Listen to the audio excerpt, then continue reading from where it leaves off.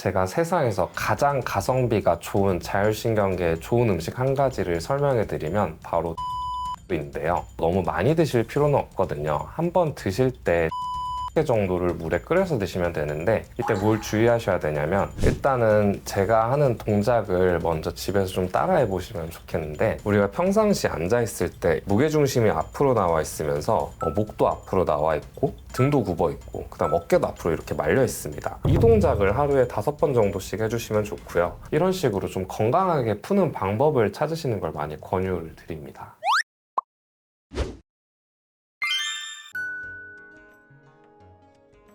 제가 세상에서 제일 싫어하는 음식이 있는데 바로 정제당입니다. 엄밀히 말하면 다른 의미이긴 한데 쉽게 말해서 설탕이라고 할게요. 설탕이 많은 음식들은 믹스커피, 음료수 이런 것들에 굉장히 많거든요. 특히 요즘 당 떨어졌다라는 표현이 유행을 하면서 이렇게 당이 떨어질 때마다 이걸 보충하기 위해서 뭐 초콜릿이나 사탕, 카페 음료 같은 걸 먹어서 이제 체력을 보충해야 된다고들 많이 말씀하시는데, 이게 건강에도 안 좋을 뿐만 아니라 자율신경계에 정말 최악인 음식이거든요. 왜 그러냐면 자율신경 실조증 자체가 예민한 분들이 아무래도 많이 걸릴 수 있다고 말씀을 드렸고, 실제로 이런 분들은 신경계가 과도하게 항진이 돼서 신경 자체가 예민해진 상태인 거거든요. 그런데 설탕은 우리 몸에 들어오면 신체를 긴장시키는 교감신경을 활성화시킵니다. 그래서 안 그래도 예민한 몸을 더 예민하게 만드는 거거든요. 일반적으로 건강하신 분들이 설탕을 조금 먹는 건 신경을 잠깐만 흥분시키니까 괜찮은데, 안 그래도 신경이 예민하고 교감신경이 높은 자율신경 실조증 환자분들이 이런 정제당을 반복적으로 드시게 되면 예민한 신경을 더 예민하게 만드는 결과를 초래하고 맙니다. 그래서 실제로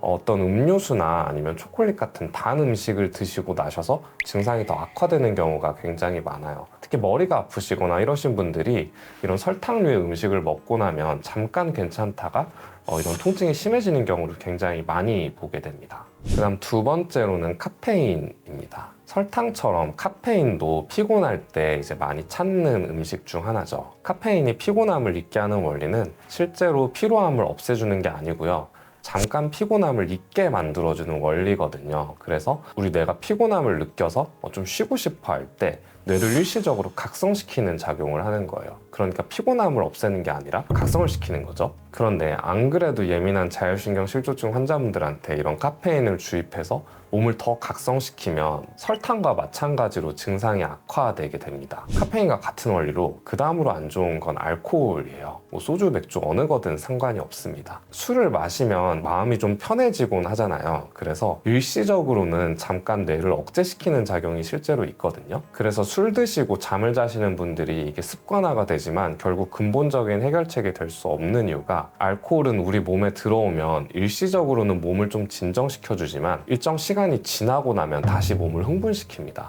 그래서 알코올 중독이 되신 분들이 실제로 각성이 되신 분들이 많아요. 그래서 알코올 같은 경우도 제가 자율신경을 치료할 때 반드시 끊어야 될 음식이라고 설명을 해드리고 있습니다.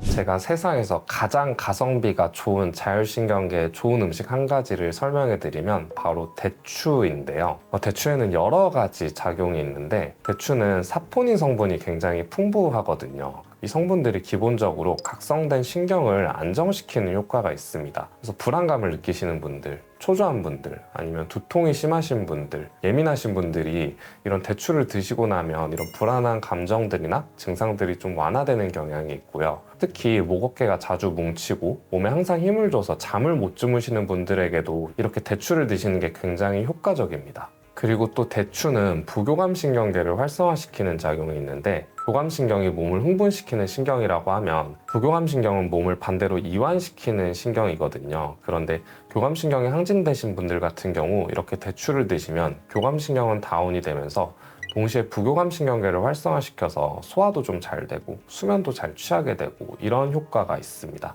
그리고 마지막으로 대추는 한약재로도 쓰입니다. 언제 쓰이냐면 소화기가 약할 때 쓰거든요. 그래서 실제로 만성적인 소화불량이 있으시거나 아니면 장이 좀 예민하신 분들께 이렇게 비위를 보강하는 목적으로 대추를 처방하는데, 자율신경을 얘기하는데 갑자기 비위를 왜 얘기하냐면 자율신경계를 얘기할 때 우리가 중추신경계, 그러니까 뇌 이야기를 계속 하고 있잖아요. 뇌의 다양한 신경 전달 물질 중 가장 중요한 신경인 세로토닌이 바로 이 장에서 많이 생깁니다. 그래서 실제로 장내 환경이 좋지 않은 분들이 우울감이나 불안감을 호소하시는 경우가 굉장히 많거든요. 그래서 대추를 잘 드시면서 이렇게 뇌장 기능을 튼튼하게 하면 세로토닌이 많이 분비되면서 기분도 좀 좋아지고 불안감도 줄어들고 자율신경계가 개선되는 효과가 있습니다. 대추는 일단 당 성분이 좀 있어서 너무 많이 드실 필요는 없거든요. 한번 드실 때 3개에서 5개 정도를 물에 끓여서 드시면 되는데, 이때 뭘 주의하셔야 되냐면 그냥 통으로 넣지 말고 반드시 잘라서 넣어야 돼요. 한약을 다릴 때도 실제로 대추는 절편이라고 해서 절반 혹은 4등분을 해서 쪼개서 이렇게 탕전을 합니다. 그렇게 해야 안에 든 주성분인 사포닌 성분이 충분하게 추출이 되거든요. 그래서 대추를 3개에서 5개를 꼭 반드시 잘라서 물에 끓여서 하루에 한 잔씩 차로 드시면 효과를 보실 수 있습니다. 아니면 차로 끓여 드시는 게 귀찮다고 하시면 그냥 생으로 드셔도 상관은 없고요. 다만 말려서 드시는 건 추천을 별로 안 드리는데, 왜냐하면 대추를 말리는 과정에서 당 성분이 지나치게 올라가는 경우가 있거든요. 그래서 당뇨가 있으시거나 아니면 평상시에 혈당이 좀 높으신 분들 같은 경우는 일시적으로 혈당 스파이크를 유발할 수 있어서 차나 생으로 드시는 걸 추천드리고, 가급적 말려 드시는 거는 지양을 하시는 게 좋습니다. 일단 자율신경 실조증 환자분들께 매번 말씀드리는 건 대충 하시라고 말씀드리고요. 제가 환자분들한테도 치료를 할 때 반드시 해야 할 생활 습관에 대해서 많이 얘기해 드리거든요. 거기에는 식단, 영양제, 운동 같은 것들이 포함이 됩니다. 그런데 예를 들어 운동을 하라고 해서 뭐 일주일에 7번씩 막 운동을 엄청 열심히 해야 되고 이런 게 아니거든요. 일주일에 2번, 3번. 실제로 미국 스포츠의학회 같은 곳에서 제시하는 가이드라인에서도 건강을 유지하기 위해 제시하는 운동의 강도는 그렇게 많지 않습니다. 한 번에 30분씩 일주일에 3번 정도 되거든요. 그래서 뭐든 열심히 하려고 하는 성향을 좀 버리셔야 이 증상이 좀 나으실 수 있어요. 식단도 너무 타이트하게 하실 필요가 없고, 운동도 마찬가지고, 생활관리도 뭐 하나를 딱딱딱 무조건 지켜야 한다고 하는 게 심해지면 강박증이 될 수 있거든요. 그래서 이분들이 이렇게 생활을 잘 하시다가 한 번이라도 잘못한 순간 그걸로 인해서 스스로 엄청나게 스트레스를 받게 됩니다. 그러면서 치료가 잘 되다가 악화되는 경우도 많이 있거든요. 이런 질환이 생긴 것 자체가 너무 열심히 살려고 하셔서 생긴 질환이니 조금은 그런 것들을 내려놓고, 내가 일을 너무 열심히 했다면 취미 활동을 좀 한다던가, 가정의 문제에 너무 집착을 했다고 하면 뭐 다른 일 혹은 본인에게 좀 더 집중을 한다던가, 이런 식으로 좀 주의를 돌리고 좀 마음을 좀 내려놓는 연습을 하시는 게 굉장히 도움이 많이 됩니다. 그리고 평상시에 바른 자세를 하셔야 됩니다. 이게 뭔 소린가 싶죠? 자율신경은 해부학적으로 척추에서 나오거든요. 우리 몸의 등에 위치한 흉추, 허리에 위치한 요추에서 교감신경을 시작하고요. 그 다음 뒷머리에 위치한 후두골, 그리고 골반에 있는 청골에서 부교감신경이 나옵니다. 그래서 실제로 자율신경 실조증 환자분들은 이런 척추 부위를 눌러보면 이 부위의 통증을 굉장히 많이 호소하세요. 그래서 실제로 치료를 하는 부위도 이 척추 부위 위주로 치료를 하게 되거든요. 그런데 일자목이 있거나 거북목이 있거나 구분 등이 있거나 이렇게 바른 자세를 하지 않으시는 분들은 척추가 틀어지면서 주위 자율신경에 영향을 미치게 됩니다. 뭐 예를 들면 구분등이 있으신 분들, 일자목이 있으신 분들이라면 항상 척추를 좀 바르게 펴고 바른 자세를 유지하시는 게 자율신경 건강에 굉장히 도움이 많이 되세요.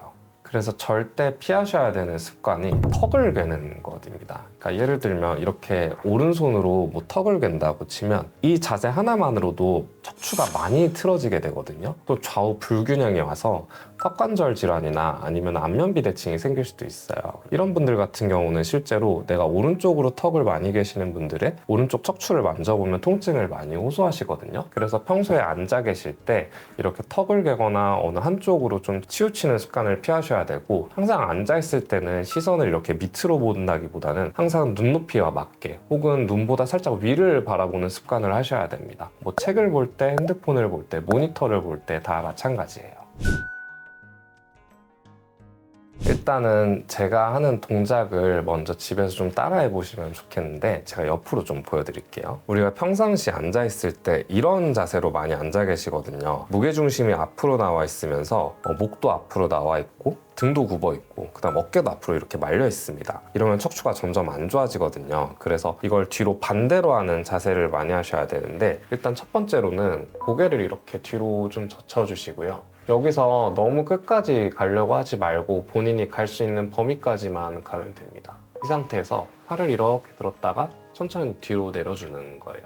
그러면 뒤쪽으로 W자 모양이 되거든요. 이때 목이랑 이렇게 뒤 어깨 쪽, 그 다음에 앞쪽 가슴이 벌어지는 느낌이 나면 됩니다. 이렇게 5초 동안 유지하시다가 돌아오고, 이 동작을 하루에 5번 정도씩 해주시면 좋고요. 이때 주의해야 되는 점은 이렇게 있을 때 목을 너무 이렇게 뒤로 젖히려고 한다거나 아니면 목을 젖힌 상태에서 어깨에 이렇게 힘을 줘서 올리면 이게 효과가 하나도 없어요. 그래서 우리가 힘을 빼는 게 목적이기 때문에 어깨를 좀 내려놓고 자연스럽게 동작을 하셔야 효과가 있습니다. 그래서 이렇게 생활관리로 만약 자율신경계 증상이 많이 없어지시면 사실 굳이 치료를 할 필요는 없어요. 그런데 이렇게 관리를 꾸준히 해도 증상이 호전이 안 되시는 분들께 제가 하는 치료를 소개해드리면, 첫 번째로는 한약치료, 두 번째로는 약침, 세 번째로는 추나 치료를 진행하는데, 한약은 흔히 생각하는 여러분이 드시는 보약 같은 게 아니라 내가 아무리 피곤하다, 무기력하다 이런 증상이 있다고 해도 이게 정말 몸이 신체적으로 필요한지 아니면 자율신경이 예민해서 그런지 그런 걸 구분을 해야 되거든요. 그런데 자율신경계 환자분들 같은 경우는 피로감이 있다고 하더라도 이게 근본적인 원인이 신경계가 예민해서 발생한 문제다 보니까 자율신경의 균형을 맞추는 한약 처방을 하게 됩니다. 그리고 약침 치료 같은 경우는 척추에 위치한 자율신경 부위에 직접 한약을 주사를 놓는 치료법이라고 생각하시면 되세요. 예를 들면 내가 두통이 심한데 이런 분들은 목 부위 경추를 눌러보면 통증을 호소하시거든요. 이런 부위에 주사를 놓게 되고요. 마지막으로 추나요법의 경우 일자목이 있거나 구분 등이 있거나 아니면 골반이 틀어졌을 때 발생하는 문제를 직접 손으로 교정하는 치료를 하게 됩니다.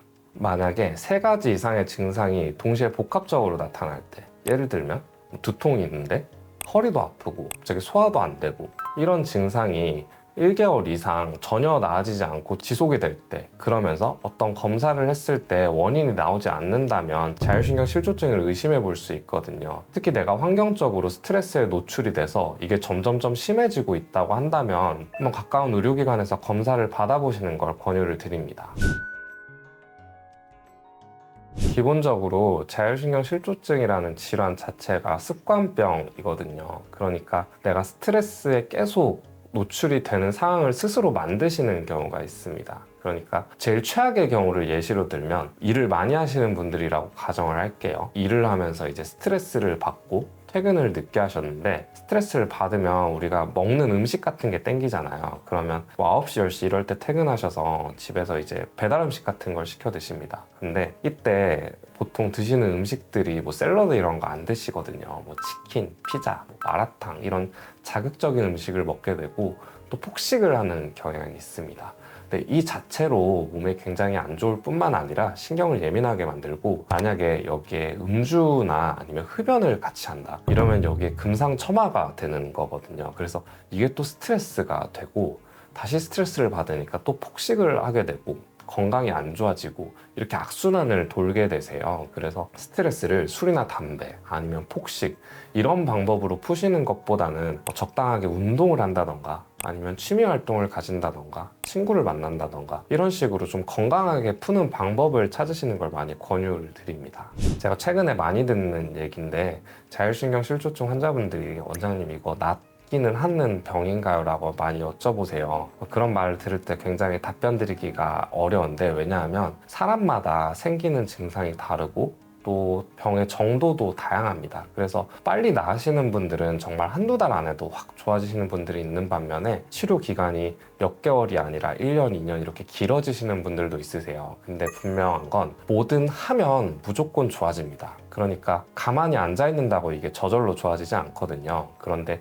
꼭 10년, 20년 전 건강한 상태가 되는 게 아니라고 하더라도 내가 그동안 가졌던 나쁜 습관들을 고쳐가면서 또 적극적으로 치료도 하고 이러면 분명히 대부분의 분들은 다 좋아지시거든요. 그리고 실제로 이게 완전히 증상이 없어지지 않는다고 하더라도 한 절반 정도만 줄어들어도 환자분들이 정말 많이 좋아하시는 걸 많이 봤습니다. 그래서 이게 낫는지 안 낫는지 완치가 되는지 너무 집착하시기보다는 일단 먼저 생활습관, 치료 이렇게 의지를 가지고 먼저 시작하시면 지금보다는 훨씬 건강해지실 수 있으니까 용기를 가지고 뭐든 해보시기를 권유드립니다.